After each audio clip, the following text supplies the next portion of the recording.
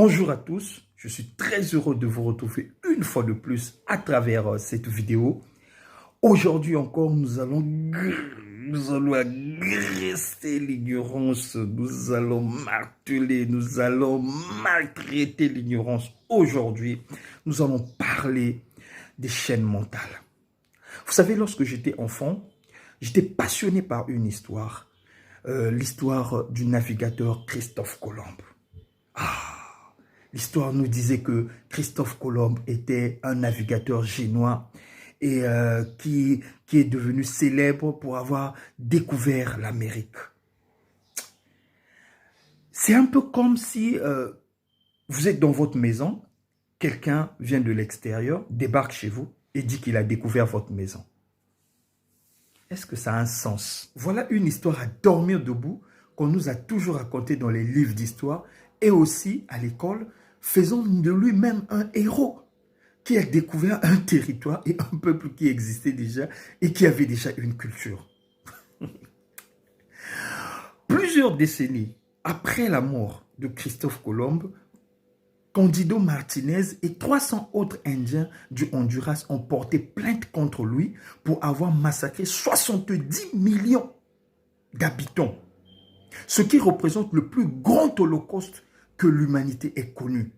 C'est-à-dire, Hitler devant le gars est un enfant de cœur. Lorsqu'on nous présente l'histoire précoloniale de l'Afrique, on a l'impression que quand le colonisateur est arrivé, il a trouvé des peuples dépourvus de sens, de connaissances et qui étaient peut-être tout nus, alors que ce n'est pas le cas.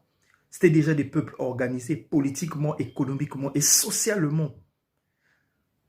Et c'était des peuples qui avaient déjà des connaissances sur le plan de la médecine, de l'éducation, et j'en passe. Parlons maintenant mathématiques. À l'école, on nous a toujours parlé du théorème de Thalès et du théorème de Pythagore. Mais on ne nous a jamais parlé du théorème africain, qu'on appelle le papyrus du mathématicien Yamesso, datant de 1650, et les originaux sont là. Et plusieurs chercheurs africains penchent pour dire que le théorème de Pythagore et de Thalès n'ont jamais existé et que ce n'était que du plagiat. Et si cette information est vraie, ce qui veut dire que depuis l'école, à la base, nous recevons des informations erronées, il est plus que temps et impératif de raconter la vraie histoire à nos enfants pour que nous ne puissions pas vivre les mêmes choses. Parce que nous encore, on n'a pas eu cette chance-là à l'époque de découvrir aujourd'hui ce que nous savons.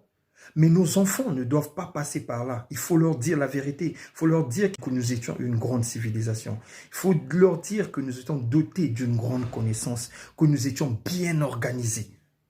Ce qu'ils doivent garder en tête. Que les films ne relatent pas forcément la réalité.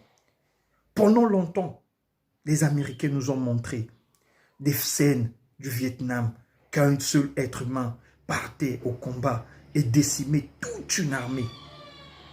Mais aujourd'hui, on comprend que c'était faux.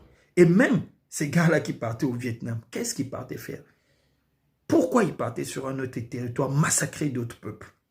Vous voyez? Donc on a fait même l'apologie de la violence et de l'invasion comme étant quelque chose de positif.